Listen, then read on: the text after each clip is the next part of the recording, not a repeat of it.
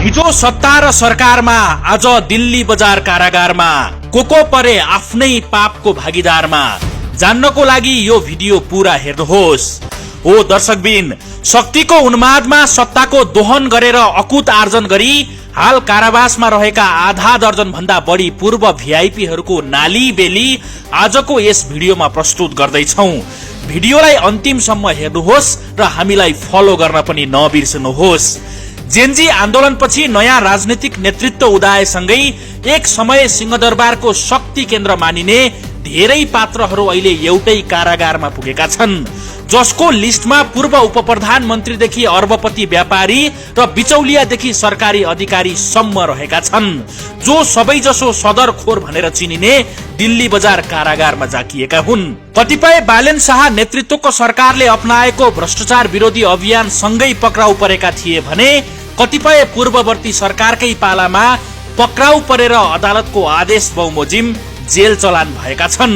यी हुन् शक्तिबाट जेलमा जाकिएका पूर्व भिआइपीहरू। नम्बर 1, दीपक भट्ट। सत्ता र शक्ति दुवैसँग समान पहुँच बनाएको बलमा भट्टले 2 दशक भन्दा बढी समयसम्म सिंहदरबार भित्र आफ्नो प्रभाव विस्तार गरे। सिंहदरबारलाई आफ्नो स्वार्थ अनुसार चलाउने हैसियत बनाएका उनै भट्ट 1.5 सातादेखि सदरखोरको नामले चिनिने दिल्ली बजार कारागारमा जाकिएका छन्। सम्पत्ति शुद्धिकरण अनुसन्धान विभागको अनुसन्धानले भट्टले राज्य संयन्त्रलाई व्यक्तिगत स्वार्थका लागि प्रयोग गर्दै बैंक, बीमा, धितोपत्र बजार लगायत विभिन्न क्षेत्रमा प्रभाव विस्तार गरेको निष्कर्ष निकालेको छ। सम्पत्ति शुद्धिकरण सहित 4 वटा मुद्दा दर्ता भएपछि अदालतको आदेशमा उनी गत असार 3 गतेदेखि पूर्व पक्षका लागि थुनामा रहेका छन्। नम्बर 2, सुलभ अग्रवाल। अर्बपति व्यापारी भनेर चिनिएका अग्रवाल शंकर ग्रुपका उपाध्यक्ष हुन्। सत्ता र शक्तिलाई हातमा लिएर अनेकन धन्दा चलाएका यिनी दीपक भट्टसँगको मिलेमतोमा वित्तीय अपराधमा संलग्न भएको पाइएको छ। यी विरुद्ध पनि सम्पत्ति शुद्धिकरण, बीमा, बैंकिङ र धितोपत्र गरी 4 वटा मुद्दा दर्ता भएका छन्। हाल यिनी पनि दिल्ली बजार कारागार जाकिएका छन्। नम्बर 3, प्रदीप अधिकारी। नेपाल नागरिक उड्डयन प्राधिकरण क्यानका पूर्व महानिर्देशक प्रदीप अधिकारी पनि तिनै मध्येका एक हुन्, जो कुनै समय यति प्रभावशाली थिए कि सरकार परिवर्तन नै भए पनि उनको प्रभाव कायम नै रहन्थ्यो। तर अहिले अधिकारी पोखरा अन्तर्राष्ट्रिय विमानस्थल निर्माणमा भ्रष्टाचार लगायत 4 वटा मुद्दामा पूर्वपक्षका लागि थुनामा रहेका छन्। उनी विरुद्ध अन्य विषयमा पनि अख्तियार र प्रहरीले अनुसन्धान गरिरहेको छ। उनी गत मंसिर 21 गतेदेखि कारागारमा रहेका छन्। त्यस्तै पोखरा अन्तर्राष्ट्रिय विमानस्थल निर्माणमा अनियमितता गरेको अभियोगमा क्यानका पूर्व महानिर्देशक सञ्जीव गौतम पनि उनीसँगै कारागारमा छन्।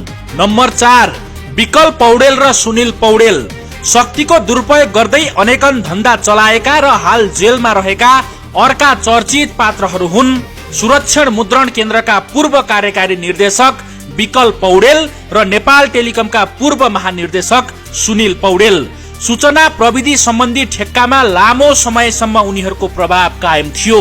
सबैजसो राजनैतिक दलसँग निकट सम्बन्ध बनाएका यी 2 केही मुद्दामा भने दोषी समेत ठहर भइसकेका छन्। गत वर्षको माघ 10 गतेदेखि दुवैजना दिल्ली बजार कारागारमा छन्। नम्बर 5, पूर्व उपप्रधानमन्त्री टोप बहादुर रायमाझी।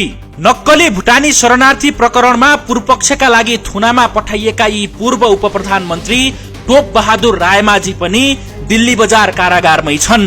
3 वर्षदेखि जेलमा रहेका यिनको मुद्दाको सुनवाई जिल्ला अदालत काठमाडौँमा भइरहेको छ। नेपाली नागरिकलाई नक्कली भुटानी शरणार्थी बनाएर अमेरिका लैजाने गिरोहमा आबद्ध भएर लाभ लिएको देखिएपछि अदालतले उनलाई घोक्रे ठ्याक लगाएर कारागार जाकेको हो। नम्बर 6, इच्छाराज तामाङ। दिल्ली बजार कारागारमा रहेका अर्का चर्चित पात्र हुन् पूर्व सभासद समेत रहेका सिभिल सहकारीका सञ्चालक इच्छाराज तामाङ, जो नेकपा एमालेबाट सभासद बनेका थिए। सहकारीको रकम हिनामिनामा उनी 4.5 वर्षदेखि कारागारमा रहेका छन्। उनको मुद्दाको फैसला अझै भएको छैन। नम्बर 7, राजेश अहिराज झा। मध्य प्रदेशका पूर्व प्रदेश प्रमुख राजेश अहिराज झा पनि दिल्ली बजार कारागारमै छन्। उनी विरुद्ध बलात्कारको अभियोग छ। 2082 साउन 4 गते पक्राउ परेका उनलाई 2082 साउन 14 गते पूर्वपक्षका लागि थुनामा पठाइएको थियो। 550 कैदीबन्दी रहेको दिल्ली बजार कारागारमा 2वटा ब्लकहरू रहेका छन्, जसमध्ये टोप बहादुर रायमाझी, सुनिल पौडेल र विकल्प पौडेल ब्लक ख मा रहेका छन्। अन्य चर्चित कैदीबन्दीहरू ब्लक क मा रहेको स्रोतले जनाएको छ।